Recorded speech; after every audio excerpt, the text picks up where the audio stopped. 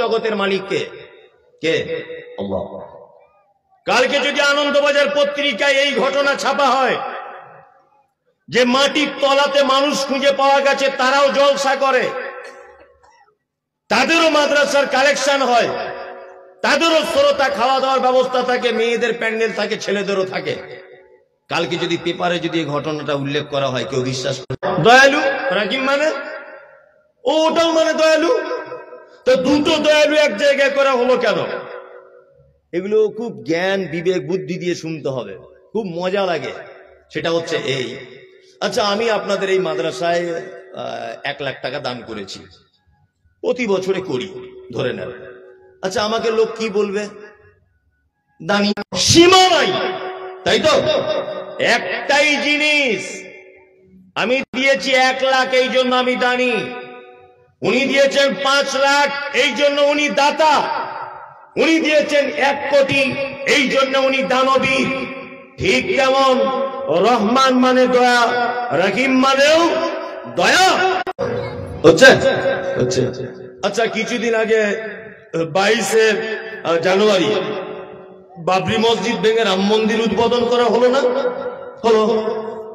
ফিলিস্তিনে ইসরায়েলের ইহুদিদের 1 সপ্তাহের জন্য নয়, 1 দিনের জন্য যদি রুজিটা বন্ধ করে দিতেন, তাহলে আর ফিলিস্তিনে মুসলমানদেরকে মারা হতো? অক্সিজেন মালিককে? আল্লাহ। তা আল্লাহ এত মুসলমানদের দোয়া করতে হচ্ছে কেন? 10 মিনিটের জন্য ইসরায়েলের ইহুদিদের নিঃশ্বাস দিতে পারেন। তিনি ইচ্ছা করলে এই সমস্ত বাহাদুর গুলোকে, যারা বাবরি মসজিদ ভেঙেছিল, এদেরকে পুঁটি মাছের মতো টিপে মেরে দিতে পারে কি পারে না? পারে, অবশ্যই পারে। তারপরেও কেন মুসলমানরা তাদের জন্য দোয়া করছে? আল্লাহ এনআরসি থেকে বাঁচাও, আল্লাহ জালেম শাসক থেকে বাঁচাও। ফিলিস্তিনের নির্যাতিত মুসলমানদের জন্য দোয়া হচ্ছে কি হচ্ছে না? হচ্ছে। এই কাম থেকে বুঝে নিতে হবে আল্লাহর নাম যে রহমান, তিনি যে দয়ালু, এই দয়ালুর একটা নমুনা এই জায়গায়। কেমন? আল্লাহ বলে, শোন, ক্ষমতা আছে, বাবরি মসজিদ ভেঙেছি, আমার নাম রহমান, আমি এমন একজন দয়ালু, পৃথিবীর কোন মানুষ যদি আপনাকে যদি দয়া করে, তাহলে তার বিনিময়ে কিছু চায়। কিন্তু আল্লাহ বলছে, বান্দা শোন, নরেন্দ্র মোদীর মতো একজন বেঈমান বিশ্বাসঘাতক বাবরি মসজিদ ভাঙার জন্য যিনি সহযোগিতা করেছেন, আমি আল্লাহ তাকে অক্সিজেন দান করি, বিনিময়ে কিছু চাই না।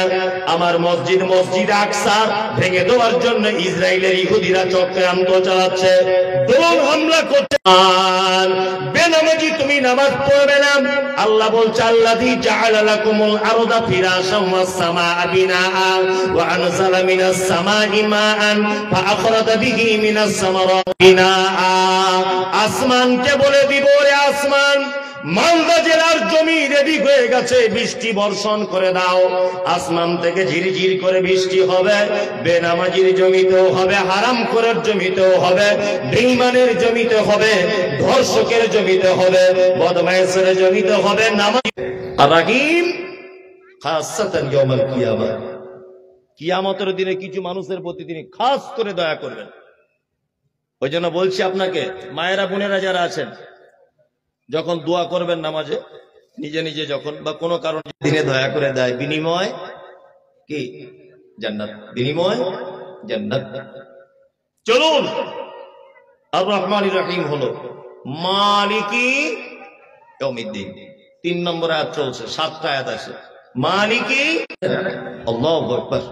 আল্লাহ সুবহানাহু ওয়া তাআলা তিনি বলছেন, কি বলছেন? ইয়াউমা তারাউনাহা তাযহালু কুল্লু মুরজিআতিন আম্মা আরজাআত ওয়া তাযহালু কুল্লু যাতি হামলিন হামলাহা ওয়া তারান নাসা সুকারা ওয়া মা হুম বিসুকারা ওয়ালাকিন্না আযাবাল্লাহি শাদীদ। নাম্বার 3, মানুষগুলো কি কিয়ামতের মাঠে দেখা যাবে তারা সব মাতাল। আল্লাহ বলছে, ওয়া মা হুম বিসুকারা, একজনও তারা মদ পান করেনি, ওয়ালাকিন্না আযাবাল্লাহি শাদীদ, শুধু আমার কঠিন আযাবের করি। তোমারই কাছে কে সাহায্য চাই, তোমারই ইবাদত করি, তোমারই কাছে সাহায্য চাই। এখানে একটা কথা বলে রাখছি, শুনুন, সবটাই যেন আপনি ইবাদত মনে করতে যাবেন না। এখন এবারও মোটামুটি আর মিনিটে 10টা করে ফোন ঢোকে, শুধু গাল দেওয়ার জন্য আর কি। ওই ফোনটা আমার গালের জন্যই ব্যবহার হচ্ছে এখন, শুধু গাল। অমুকের বাচ্চা তমুকের বাচ্চা, এই তোর মা তোর বোন, এটা ওটা অনেক। কেন? আমি বলে দিয়েছি সবে বরাত বেদাত, এই জন্য। অন্যায় আমার এতটুকু। উহুটা আজকে আমাদের বাড়িতে আসবে রাতে, যেন দেখতে অসুবিধা না হয়, এই জন্য মোমবাতি জ্বালাও। এইটাকে বলে দিয়েছি আমি, এটা হারাম কাজ, এসব ফালতু কাজ। কি বললাম বুঝলেন? এই জন্য এত গালাগালি। ওই জন্য বলছি অবশ্যই ইবাদত, বক্তব্যটা সেইভাবে দেওয়া উচিত হবে। আমি কোনো কারোর বিপক্ষে পক্ষে বলছি না। আর অন্যদিন মানে যে কথাগুলো বলি ওগুলো আমি এড়িয়ে চলার চেষ্টা করছি, যতটা এড়িয়ে চলা যায়। তারপরেও আমি আপনাকে এতটুকু জিনিস তো বলতে পারবো যে ইবাদত করার আগে অবশ্যই মিনহা খালাকনাকুম বলে মাটি দেওয়া যাবে না। তাই বলছি ভাই এটা বললে অসুবিধাটা কোথায়? মিনহা খালাকনাকুম এটা বলে মাটি দেওয়া যাবে না, বিসমিল্লাহ বলে দেবেন। তা বলছে এটা কোরআনের আয়াত, তুই জানিস না? আপনি তুমি কোনো ব্যাপার নেই, ডাইরেক্ট তুই। হ্যাঁ করুন কি? তাহলে এক কাজ করুন, ওই কোরআনে ফেরাউনেরও তো নাম আছে, আপনার বেটার বড় ছেলের নামটা রাখতে পারতেন। তো বলছি কেন খারাপ লোকের নাম রাখবো কেন? তাহলে খারাপ লোকের নাম ভালো কোরআনে এলো কেন? নামাজ হবে কেন? হবে না কেন? ওটা তো কোরআনের একটা সূরা, ভালো সূরা। তার মানে বোঝা যাচ্ছে যেখানকার নাট সেখানে লাগাতে হবে। গোদা বাংলায় বুঝে গেলেন তো?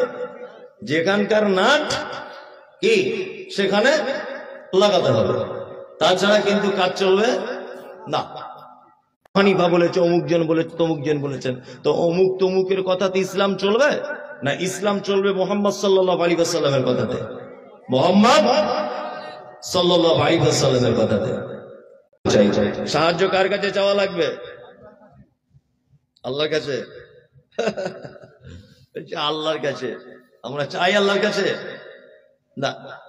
অনেক মাধ্যমে আছে। মুদিখানার দোকানদার 5 কেজি তাবিজ ল্যামিনেশন করে পিছনে টাঙিয়ে রেখেছে। আরে ভাই এত বড় তাবিজ কি ব্যাপার? বলছে বেচা কেনা বেশি হবে।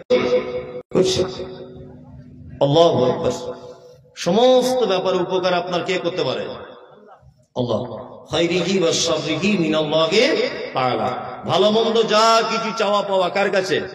আল্লাহর কাছে। মুমিন, তোমার পায়ের একটা জুতোর ফিতা যদি ছিঁড়ে যায়, চাওয়া লাগবে আল্লাহ সুবহানাহু ওয়া তাআলার কাছে। কেন?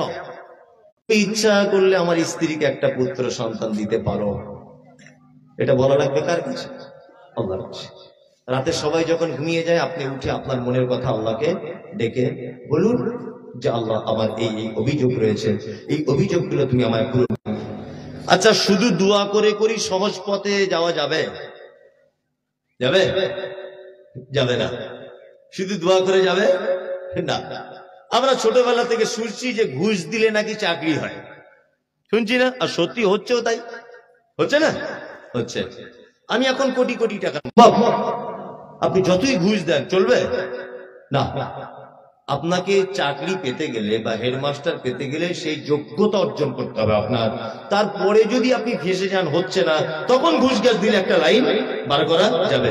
এখন নির্বোধ নিরক্ষর জাকেল মানুষ সে যদি বলে আমার কাছে টাকা আছে, আমি 1 কোটি 2 কোটি টাকা, অর্থাৎ সাহাবীগণ, 3 শহীদগণ, 4 সালেহীন সৎকর্মশীলগণ, এই 4 শ্রেণীর মানুষ পৃথিবীতে, তারা জান্নাতে সুসংবাদ এবং সার্টিফিকেট প্রাপ্ত।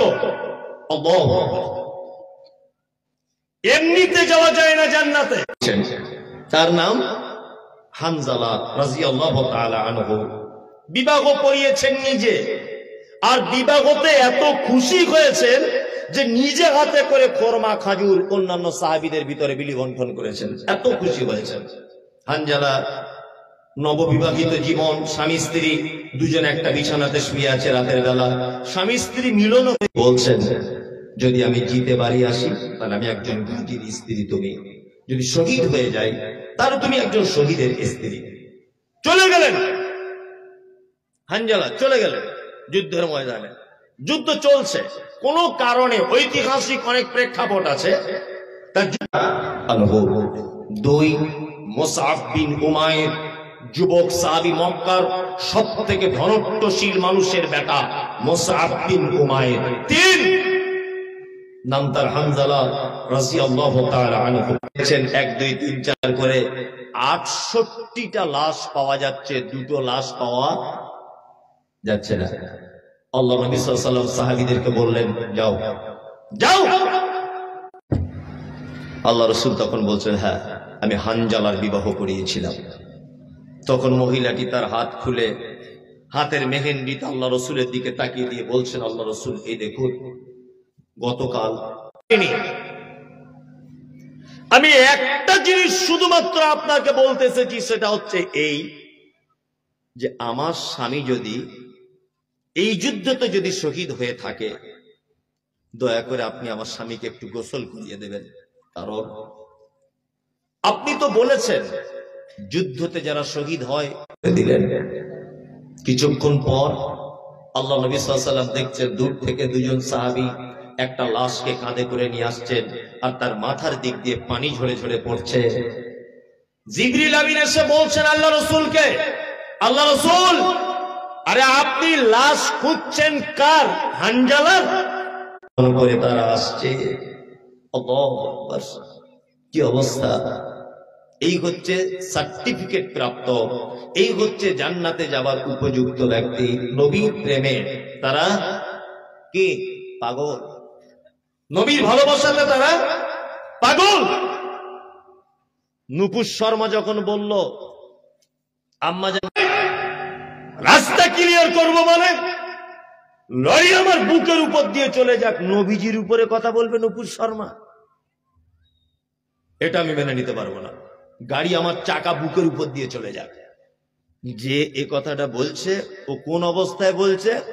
না বাম হাতে এই যে আপনাদের কালিয়াচক বড় বড় বড় বড় পতাকা ঝুলছে, বড় বড় 12 রবিউল আউয়াল এলে ওদেরকে ধরে রাখা যায় না, এত নবী প্রেমী। মাথায় একদম সবুজ পাগড়ি 42 হাত বেঁধে। আদাব শুধু কার করি? কার? আল্লাহ। ওয়া ইয়াকা নাস্তাঈন, সাহায্য কার কাছে? আল্লাহর কাছে। ইহদিনাস সিরাতাল মুস্তাকিম, আল্লাহ তুমি আমাকে সহজ মাসেলে গ্যাসের রোগ, পেটে ওর মানে গ্যাস, ওর মানে পাতলা পায়খানা, ওর মানে অসুখের শেষ নাই। ভাই রোজা করছেন, সিয়াম পালন করছেন, মনীষা প্রতি বছর করি, এবার আর করতে পারছি না। ও কোনো বছরই করে না। দিকে এরকম লোক আছে না, বলবো না, এখানে বললে অসুবিধা আছে। একটা বড় ইবাদত, আল্লাহকে খুশি করা সিয়াম, তাই না? সবে বরাতের দিনে আও আলা সাফারিন ফাইদ্দাতুম মিন আইয়ামিন উখর ওয়া আলাল লাযিনা ইউতিকুনাহু ফিদিয়াতুন তুআমুন মিসকিন। আল্লাহ এতটুকু বলেছেন, রমজানের ভিতরে তোমাদের ভিতরে যদি কেউ অসুখে পড়ে যায়, খাদ্য খাবার সে মিসকিনকে দিয়ে দিল প্রতিনিয়ত হিসাব করে, তাই না? এ আবার কোন অসুখ? ওই অসুখ যে অসুখ ডাক্তার বলেছে আর কখনো ভালো হবে না। কি বলছি বুঝতে পারছেন? পশ্চিম বাংলার মানুষ আমাকে চেনে। আচ্ছা, আমি যদি আপনাকে এখন ফোন করে বলি যে শামসুল ভাই আপনার বাড়িতে কালকে আমি মেহমানদারি করতে যাব, আচ্ছা বলুন তো আপনার স্ত্রী যে বিছানার চাদরটা আপনার বাড়িতে বিছানো আছে খাটের উপরে, ওইটা চেঞ্জ করে একটু নতুনটা দেবে না? দেবে কি দেবে? দেবে। কারণ মমতাজুল ইসলাম বড় মাপের মানুষ আসছে, মমতাজুল ইসলাম অরিজিনাল, আমি বড় মাপের নয়, বোঝানোর জন্য বললাম। আপনার স্ত্রী অনেক কিছু রান্না বান্না করে রেডি, নতুন থালা বাসন বার করছে, সব পিয়ালা পিরিচ বার করে দাও, জান্নাতের দরজা খুলে দাও, অসুল সিরাতির শায়াতিন আর শয়তানদেরকে লোহার জিঞ্জিরে বেঁধে দাও। বাড়িতে মেহমান এলে যখন বাড়ির মালিক যেমন ঠিক পরিপাটি করে, আর একটা রাওয়াতে এসেছে ইজা জা রমাজান, রমজান যখন আসে ফুতিহাত আবওয়াবুস সামা, আল্লাহ নবী সাল্লাল্লাহু আলাইহি ওয়াসাল্লাম বলেছেন আল্লাহ তাআলা আসমানের দরজা খুলে দেন, ফুতিহাত আবওয়াবুর রাহমা, জিনজিল দিয়ে বেঁধে রাখা হয়। আমার রমজান মাসের মেহমান আসছে, সব ফেরেশতারা নিজ নিজ দায়িত্ব পালন করো, রহমতের দরজা খুলে দাও, আসমানের দরজাটাও দেখবেন অনেকটা চম্বুকের মতো আকর্ষণ নেয়, তাই না? মানে 11 মাস এ শয়তানের সঙ্গে থেকে থেকে এর চরিত্রটা অনেকটা শয়তানের মতো ভাবধারা থাকে, তাই না?